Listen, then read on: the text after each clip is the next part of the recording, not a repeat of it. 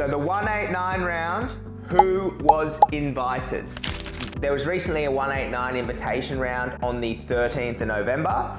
Fortunately, Pathway to Oz, we probably had about 40 clients invited. I think overall there would have been about 6,000 invitations issued.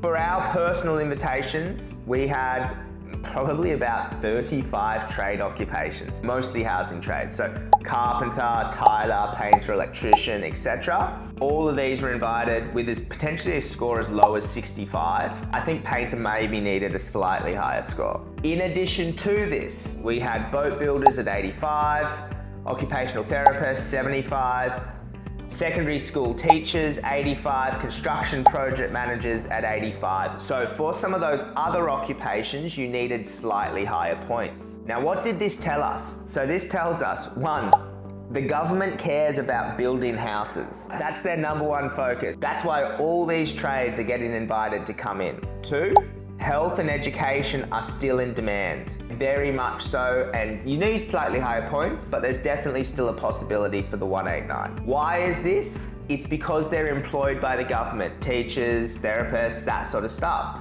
So the government's trying to fill its own needs. It doesn't care as much about the private sector occupations. It cares about people that are working for the government. Even if your occupation is on that medium to long-term list, if you're in IT or something like that, unless you have a score which is right up there, you really want to consider state nomination, you really want to consider employer sponsorship, just because from what we're seeing with these 189 rounds, it's all about housing trades, health and education, they're who we're seeing invited essentially. So unless you've got 90 points or a huge number of score in some of those other occupations, maybe consider some other options. But if you are looking to discuss your options with a registered migration agent, I would strongly recommend booking in through our website. You can chat with Vrinda, Willem, Sunil, Michael, myself. There's loads of different migration agents you can chat with.